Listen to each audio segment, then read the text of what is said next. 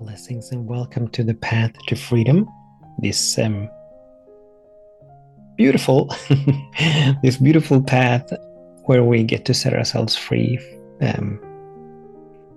from fear, from worry, from doubt, from stress, from anxiety, where we get to set ourselves free to be in ever expanding love and joy and peace and harmony and wholeness and abundance, where we get to set ourselves free to soar, where we get to set ourselves free from, or free to allow forever greater and grander expressions of who and what we are to emerge. I mean, how good is this? How good is it to be on this beautiful path of getting to live this life? And yes, getting to live this life, because this is not to take for granted. This is not, I mean, so many individuals on the planet would love, absolutely love, to be able to live this life. But for various reasons, they are not in the space, or they are not in the space where they get to, where they are available to live this life. But we get to. My goodness, how good is that? How much to be grateful for do we have that we get to live this life, that we get to walk this path. So I'm very, very grateful for that, and I'm very, very grateful that you are choosing to join me, that you're here, that you're tuning in. My name is Daniel Roquillo, and so thank you for doing this work, and not only for yourself, but for all those that cannot. Every single time, and I'm getting completely off topic here, but that's all right. Every single time that any one of us has an insight or a realization, every single time where and when we expand our consciousness and lift our vibration, absolutely are we benefiting from it. But as there is only the one, everybody benefits from the work that we are doing. So we are doing this work for ourselves, but we're also doing it for the whole of the human collective consciousness and for the whole of all of creation. So it is no small thing that we are doing now. We're wise to not take it seriously. I'm not saying any of this to put a burden of responsibility upon our shoulders. I don't know why I'm saying it. These are just words that flow through me. So I did not plan on saying that. It came out, and let's just leave it at that this is a beautiful thing and that we are blessed to be able to do it. Yes. So the topic for today, which is completely different, or maybe not, we will see. I mean, Spirit works in inconspicuous ways, in mysterious ways. So maybe these two seemingly completely different topics are one and the same. We'll see. But the topic that I had caught for today is we never know why. We never know why. And the extension of that would be we never know why anything is happening. And this topic came to me as I was having a conversation with an individual a few days ago. And this individual shared an experience of another individual. So the individual that I was talking to described something that was happening to someone else. And actually this other individual had an experience that was not pleasant at all. It was not pleasant at all, but it was a real challenge. And so the individual that I was talking to asked, what is the purpose of this? This individual, it's a good man.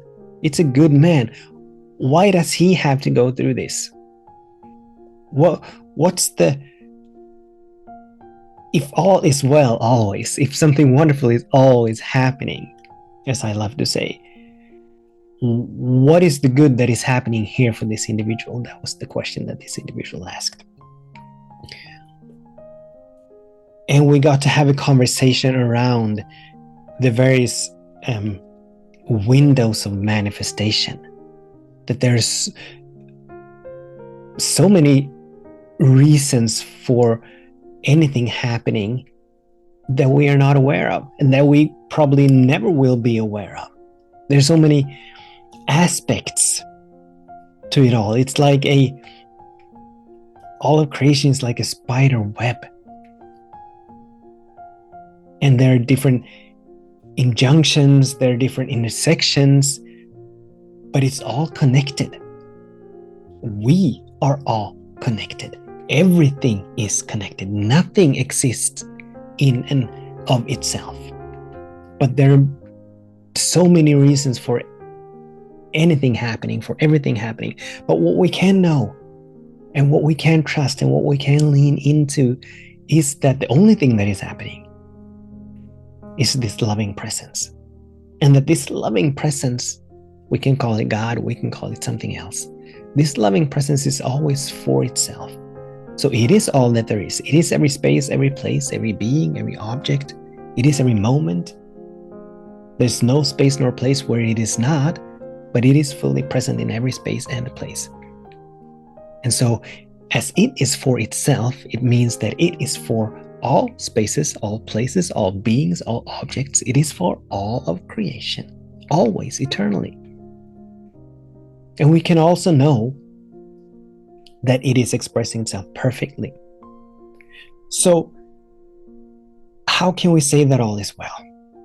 And how can we trust that all is well? Well, the sole purpose of all of creation is for spirit, this loving presence, to come into ever greater and grander expressions of itself, to be revealed, to be expressed in ever greater and grander ways, for more of the light that it is to be revealed, for more of the love that it is to be revealed, more of the peace that it is to be revealed, and so on and so forth, with all these divine and beautiful qualities. So something happens. We move into an experience that may be called a challenge. It may be called a problem, a predicament, an issue, or whatever else we choose to call it or label it. Every single blessing, every single challenge, I was meant to say, every single challenge is a gift and a blessing in not always in disguise, but inherently has a gift and a blessing of transformation within it. Every single challenge is a wake-up call. It's a springboard that we can use, and that we are invited to use, that we're being called to use, to release and let go of something that no longer serves, to release and let go of the small, the limited, our judgments, our opinions, our point of views, so that more, as we began by saying, so that more peace and more love and more harmony and joy and all that, so that the next great and grand version of who we are may emerge. Now, it is very normal for the human mind to want to know why. We need to know why things happen. So as I started off saying, once I got on topic, there are different windows of manifestation where we turn our attention to the most. That's one window. What we think about the most, what we talk about the most, what we feel about the most, what we fear the most, what we want the most, or what we don't want the most, wherever we turn our attention. So that's where we get to move into being conscious participants in the unfoldment of our souls of who and what we are. There's also the window of lessons. And I would say that lessons and blessings are the same, but I know that to some these are different windows. So let's go with lessons. So we're coming here to learn things. We're coming here in the setting ourselves free. We need to learn to love ourselves. We need to learn to be compassionate and kind, and to set ourselves free from what others are thinking of us, or what they're saying about us, or what they're talking about us. So there are lessons we need to learn.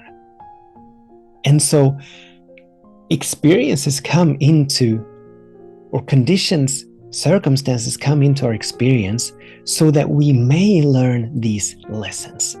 These lessons are never about us learning anything new, but it is all about us releasing and letting go something that we have learned, something that we have picked up, something that we have come to believe, that is keeping, that is obstructing, that is obscuring the light, the peace, the joy, the harmony, the wholeness that we are, that is inherent within us, that is the truth and the essence of who and what we are, from being revealed.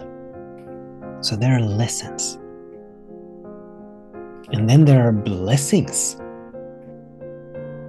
So things happen kind of like challenges, which is why I am having a little bit of a difficult time separating challenge or lessons from blessings, because they're one and the same. As in the case of this one individual who was sent to prison. So the individual I was having a conversation with asked, what good is here? What good can possibly come out of being sent to prison? And this was a good man. This was a good human being. Once again, we never know. There are countless of individuals that have been in prison, and that has been their wake-up call. While confined, they have picked up a book, they have begun studying, they have changed the trajectory of their lives in a way that necessarily would not have happened had they not been sent to jail. I'm not saying that this is so for all individuals. There are many individuals that are being imprisoned, and that is just downhill from there. But to some, every single moment is a new beginning, offers a new beginning. When we stop and when we begin to really look at our lives and begin to take responsibility, to stop pointing fingers, to stop blaming, to stop using the victim card, to stop moving into the victim character. Oh, it's their fault. It's because of him. It's because of her. It's because of this or that. Every single moment we have the opportunity, the ability to stop and begin to claim ownership over our minds, to begin to claim ownership over our well-being, to reclaim the power that we have, the power that many of us has given away to external conditions and circumstances and other individuals. And that is ultimately why everything happens, so that we may wake up, so that we may begin to move this beautiful path of freedom and awakening, so that we may begin to set ourselves free, so that we may begin to reclaim our sanity, reclaim our minds.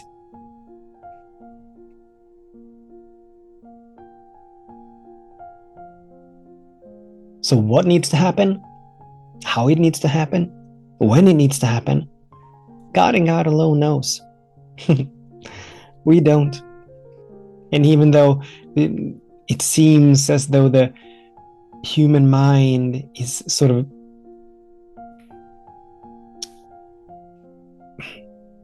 in such desperate need of needing explanations, of needing reasons, we're so wise to not ask that question, why? There are instances when the question why, but that's from a certain from a different perspective. But there's instances when we're wise to ask the question why. But as we're asking it to find the reason, to have the question, why is this happening, answered, we're wise to release and let it go. It'll send us down a path where we'll always be digging deeper and deeper and deeper. Oh, this is happening because of that, and that was happening because of this, and this is happening because of that, and so on and so forth. So we just keep on digging. We just keep going deeper and deeper and deeper into why something happens. The question, the beautiful, the powerful question we want to ask is, what good is here? What good is here that I presently cannot see?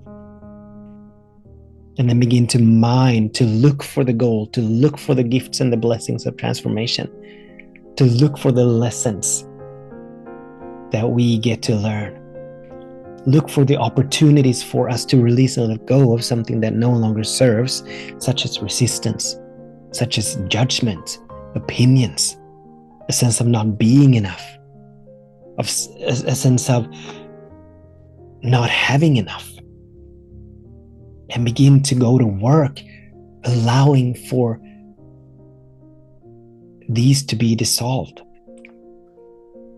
so that we may set ourselves free to move, to be in joy, to be in harmony, to be in wholeness.